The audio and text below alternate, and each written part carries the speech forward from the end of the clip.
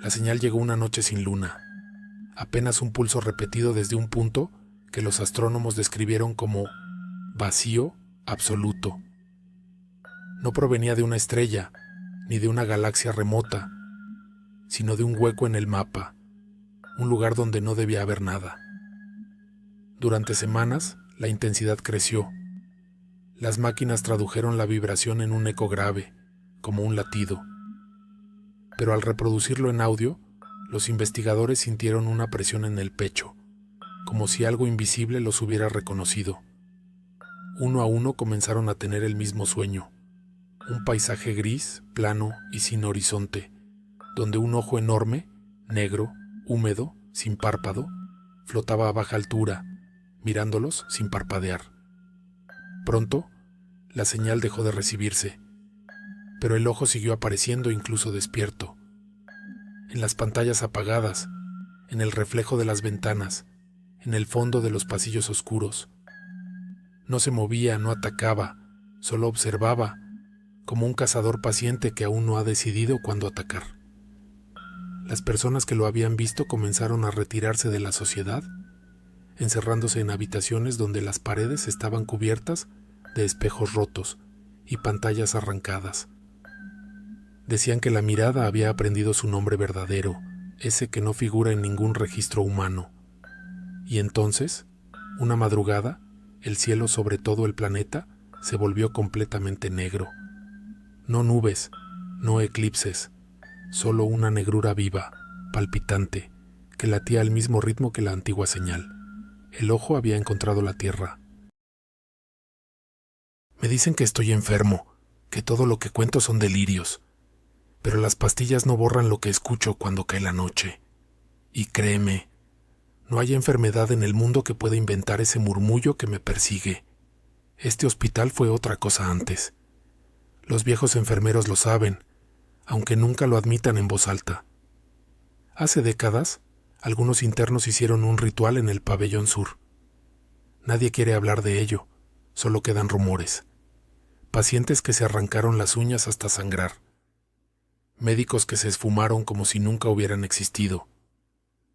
Dicen que intentaban llamar a un ser nacido junto con la tierra misma, algo que permanecía enterrado desde que el mundo era fuego. Las autoridades cerraron el ala. Está tapiada, pero yo escucho lo que late detrás de los muros. No son voces humanas, es como un roce de piedras bajo el agua, grave, repetitivo, demasiado constante para ser casualidad. Y lo peor es que siento que esas palabras imposibles me entienden. He soñado con ese pabellón. Veo símbolos dibujados con sangre seca en las paredes. Veo las camisas de fuerza extendidas en el suelo como pieles abandonadas. En el centro no hay objeto ni sombra. Hay un hueco, un vacío que palpita, como si el aire respirara. Cuando despierto, estoy sudando. Y sé que ese sueño no me pertenece. No soy el único. Ningún paciente sobrevive mucho tiempo en la celda más cercana al ala clausurada.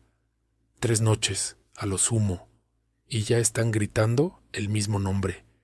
Siempre el mismo. Uno que no puedo repetir sin sentir que la lengua me quiebra. Yo no estoy loco, o quizás sí, pero no por las razones que creen los médicos. No se trata de visiones ni de miedos. Se trata de un llamado. Algo espera en esas paredes creciendo como raíz en la oscuridad, y cada noche su respiración se mezcla con la mía. Tal vez, después de todo, yo no vine aquí para curarme. Tal vez vine para terminar lo que empezó hace tanto. El hospital no es un refugio, es un altar, y yo soy quien abrirá la puerta. El Mary celeste flotaba bajo un cielo plomizo, su silueta aislada en un océano negro como el petróleo. Las olas, espesas y lentas, lamían el casco con sonidos que recordaban respiraciones profundas.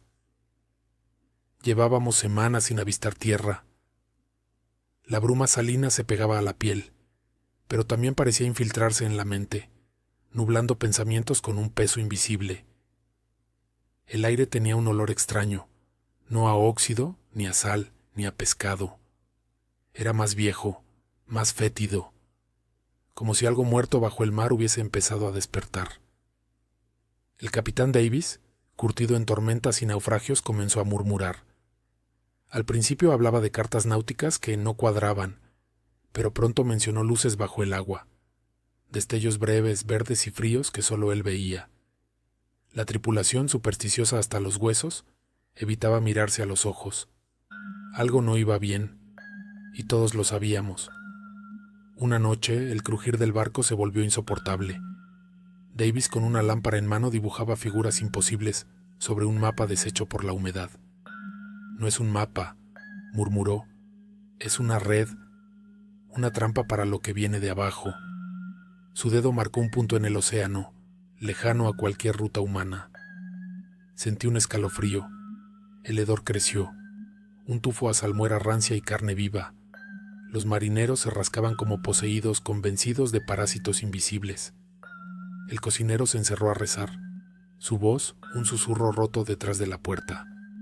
Las olas comenzaron a hablar. Era un murmullo constante, un cántico subterráneo que buscaba grietas por donde colarse. El Mary Celeste ya no era un barco, era una antena, una ofrenda flotante, y su tripulación, nosotros, éramos el llamado. El mundo no se apagó, se pudrió. Mis manos temblaban, pero no por la abstinencia, sino por un frío antinatural que no venía del aire. El sol se había extinguido, y lo que lo reemplazaba no era oscuridad común, era algo espeso, pesado, como si la sombra hubiera cobrado vida y se estuviera tragando la realidad desde adentro. Esa sensación no era nueva para mí. La gente vagaba confundida, iluminándose apenas con la luz débil de sus teléfonos. Esa claridad no servía de nada. La oscuridad la absorbía como si se burlara de nosotros. Yo los miraba desde la distancia, incapaz de compartir su miedo, porque en el fondo yo ya conocía esa negrura. Había pasado años en ella, hundido en el cristal.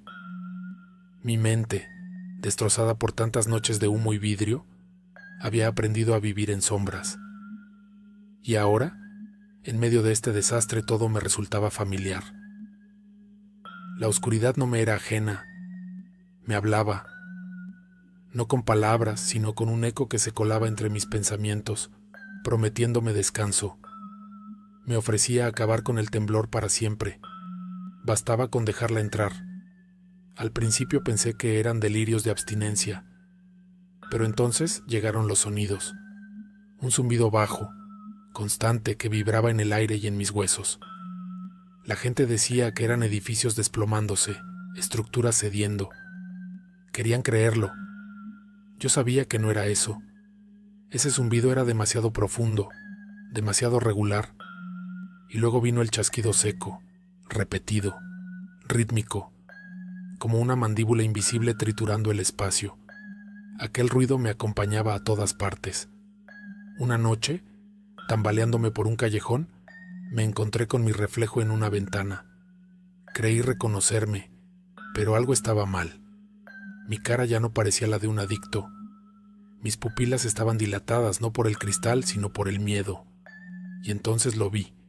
Una mancha oscura moviéndose detrás de mis ojos, como un error en la realidad que me habitaba. Cerré los párpados. El zumbido vibraba más fuerte, y en su frecuencia empecé a distinguir algo más, susurros. No eran palabras claras, sino un murmullo colectivo que me rozaba el pensamiento, un eco que se confundía con la abstinencia. El ruido y las voces se mezclaban hasta volverse inseparables.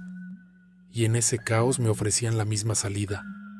La oscuridad podía curarlo todo. No necesitaba un gramo, solo rendirme.